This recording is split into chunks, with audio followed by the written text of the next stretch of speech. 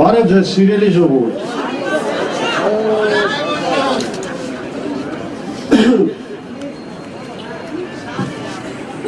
Ցանկանում եմ սկսել ոչի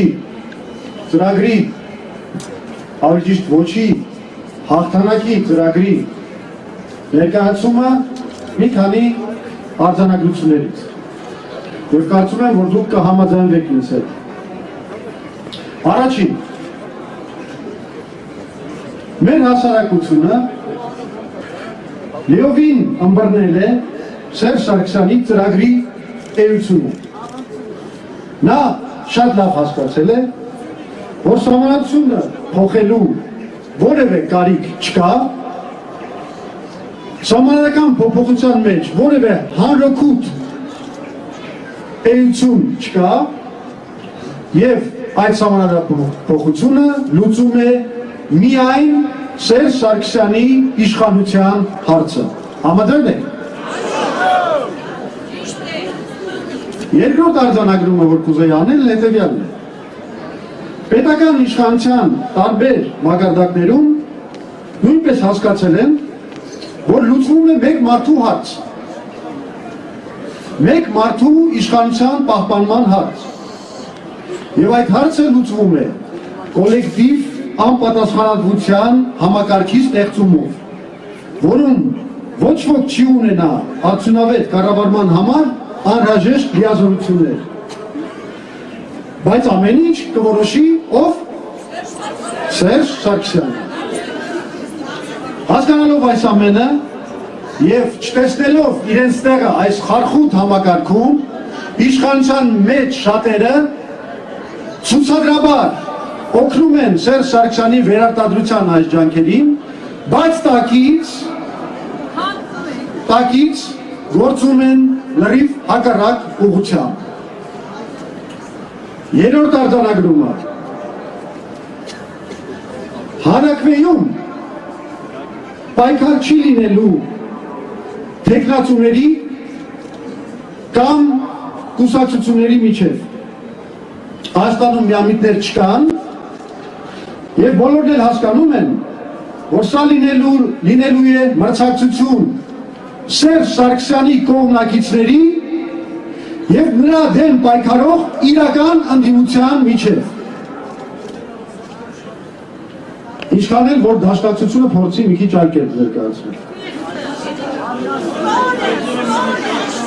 Բայց կարևոր այն է, որ այս իրողությունը առաջացրել է իրական ընդդիմադիր ուժերի աննախադեպ կոնսոլիդացիա, համախմբում։ Մեր մեջ, ընդդիմության մեջ որևէ բաժանարար գիծ չկա։ Հիմա չորրորդը։ Սոցիոլոգիական հարցումները,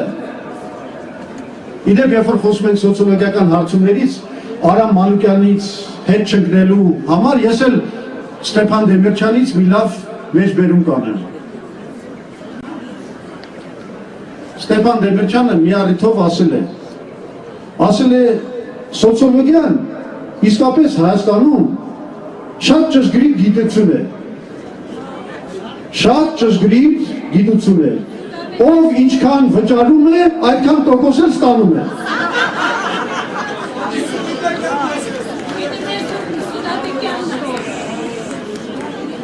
Բայց ձեզ ուզում եմ տեղեկացնել, որ իշխանության պատվիրված սոցիոլոգիական հարցումների արդյունքները մենք գիտենք։ Եվ ահա, նրանք դա չեն հրապարակում, որտեղ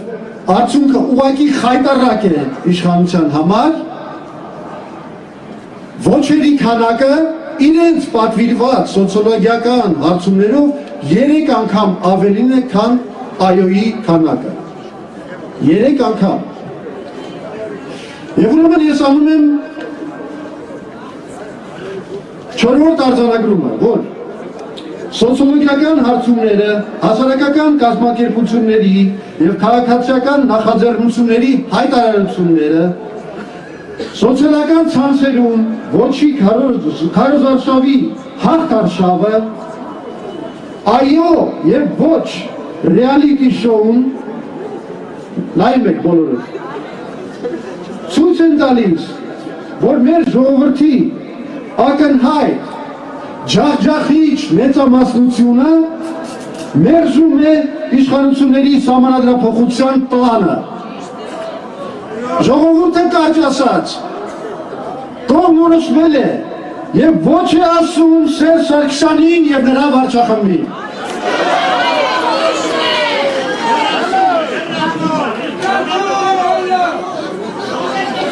Հինգերորդ արձանագրումը շնորհիվ բովանդակալից եւ կրեատիվ մոտեցումների ոչի քարոզարշավը ձնագնդի նման աճում է, հաջողելով գրավել ոչ միայն ավանդաբար իշխանություններից դժգոհ զանգվածներին, այլ նաև երիտասարդության, տարբեր տեսակի բիզնեսներում աշխատանքով ապահոված միջին խավի եւ մտավորական աշխատանքով զբաղվող հասարակությանը։ Կարճ ասած, եթե մենք լինեինք դեմոկրատական նորմալ պետությունում, արդեն այսօրվանից մենք կարող էինք հայտարարել, որ ոչի շարժումը հաղթանակած է։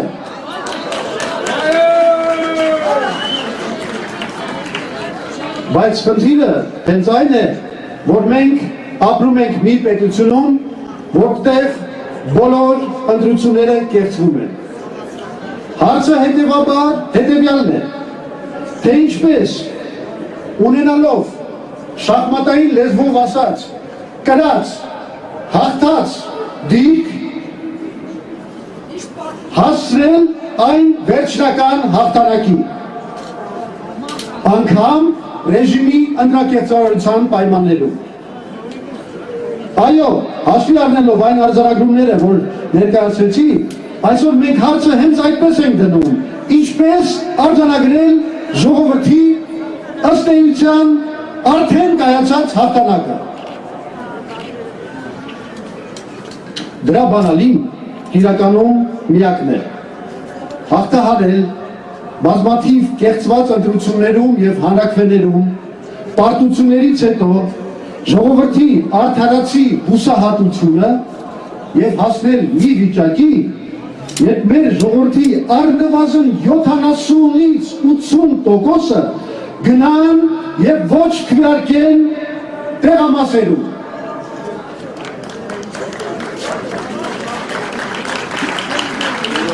Չիլիի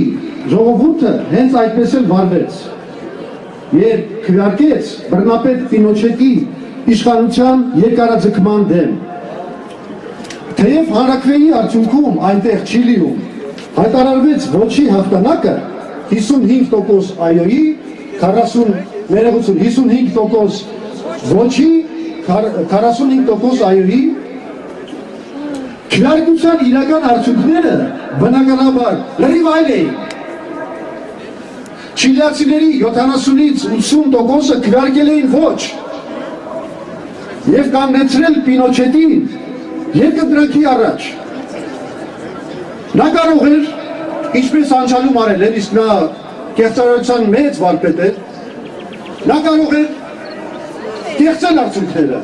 և ներկայացնել, որ այոն հաղթել է։ Բայց ինքը շատ լավ հասկանում էր,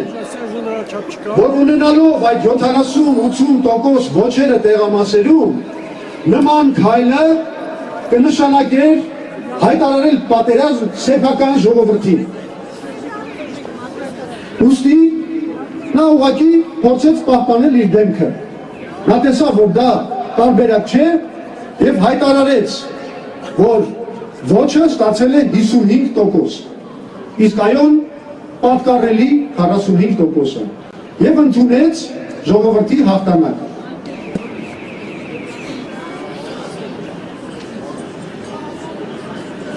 Հայաստանում ստեղծվել է իրավիճակ, որում մենք կարող ենք կրկնել ուղիղ նույն բանը։ Եթե ժողովուրդը զանգվածաբար գնա ոչ քվեարկելու, կլուծվի մի քանի կարևոր խնդիրներ։ Ես սա կներեք համարում եմ շատ կարևոր և իսկապես ուզում եմ որոշակի լսեք։ Առաջին, ժողովրդի կամքը հստակ ներկայացված կլինի տեղամասերում, ինչը թույլ կտա մեր հանձնաժողովականներին, վստահված անձանց եւ քաղաքացիական դիտորդներին երրակի, երրանդով եւ ոգով պայքարել ժողովրդի ձայնի պաշտպանության համար։ Կներեք, եթե բոյկոտ լինի, կներեք, եթե քիչ մարդ գնա, նրանք պաշտպանելու ոչ մի բան չեն ունենալու։ Ուրեմն պետք է գնանք, այո։ Սա կարևոր է, որ կարողանանք հնարավորինս կանխել տեղամասային արձանագրությունների կեղծումը։ Երկրորդ, ժողովրդի բարձր մասնակցությունը էապես կկրճատի նաև ռեժիմի հնարավորությունները արդյունքի հասնել բազմակի քվեարկության եւ այլ մարդկանց փոխարեն քվեարկելու մեթոդներով։ Հասկանալի է, չէ՞, եթե մարդը գնում է քվեարկում է, իր տեղը արդեն ոչ ոք չի կարող քվեարկել։ Երրորդ, ժողովրդի բարձր տրամադրությունը եւ ոչ քվեարկելու հակվածությունը էապես կնվազեցնի ընտրակաշարքի բաժանման ազդեցությունը ժողովրդի քվեարկության վրա։ Համաձայն եք։ Չորրորդը, հաշվի առնելով, որ 2008-ից 2015 թվականները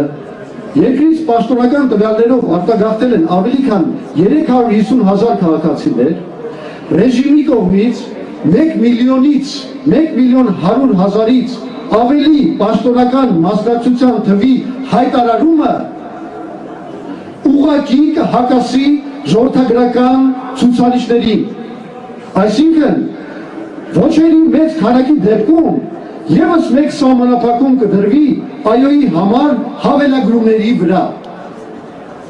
2008, 2012, 2013 թվականների ընտրությունների արդյունքները վերլուծելիս հանգում ենք հետևյալ եզրակացության, որ իրական ընդդիմությունը, այսինքն այն քաղաքական ուժերը, որ ընտրությունների պահին եղել են դեմ Սերժ Սարգսյանին եւ Հանրապետական կուսակցությանը, մշտապես անգամ լայնածավալ ընտրակեղծարարության պայմաններում կարողացել են գրանցել 600-ից 650,000 ձայն։ Հիմա պատկերացրեք, ռեժիմը կարող է ցույց տալ ամենաշատը 1,100,000 մասնակցություն, իսկ մենք ասենք գրանցենք 500,000 ոչ անգամ իրենց բոլոր ընտրակեղծարարություններից հետո, այոն էլի չի անցնում։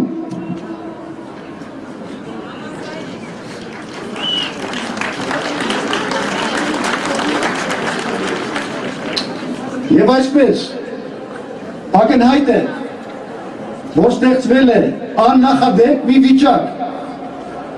որում ժողովրդի ակտիվ մասնակցությունը եւ ոչի քվեարկությունը հանրաքվեում Սերժ Սարգսյանին կդնի նույն վիճակում, որի մեջ Չիլիի ժողովուրդը դրեց Ագուստո Պինոչետին 1988 թվականին։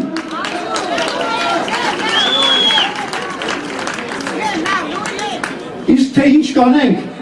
եթե հայտնվելով այդ իրավիճակում Սերժ Սարգսյանը սխալ որոշում ընդունի, դրա մասին մենք կխոսենք փետրվարի 7-ին անդիմության համընդհանուր դեկտեմբերի 7-ին անդիմության համապետական հանրահավաքի ժամանակ։ Բայց մինչև այդ հանրահավաքը, մինչև դեկտեմբերի 7-ի հանրահավաքը,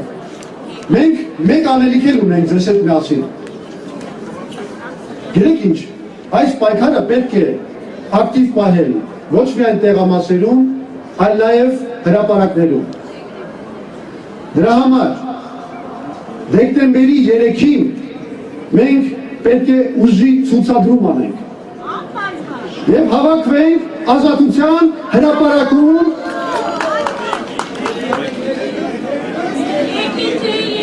դեկտեմբերի 3-ին, դեկտեմբերի 1-ը, դա գիտեք, Նոր Հայաստանի հանրահավաքն է, ես խոսում եմ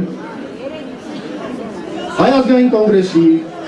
ՀԺԿ-ի համատեղ շտաբի հանրահավաքի կազմակերպված հանրահավաքի մասին։ Ու մի բան եմ ուզում ասել։ Այս հանրահավաքային ակտիվությունը լինի դա Նոր Հայաստանի կողմից, թե Հայ ազգային կոնգրեսի եւ ՀԺԿ-ի կողմից, մեկը մյուսին միայն լրացնում է, որովհետեւ երկուսն էլ լուծում են կարևորագույն խնդիր, ակտիվացնել, մոբիլիզացնել մեր ժողովրդին այս ռեժիմի դեմ։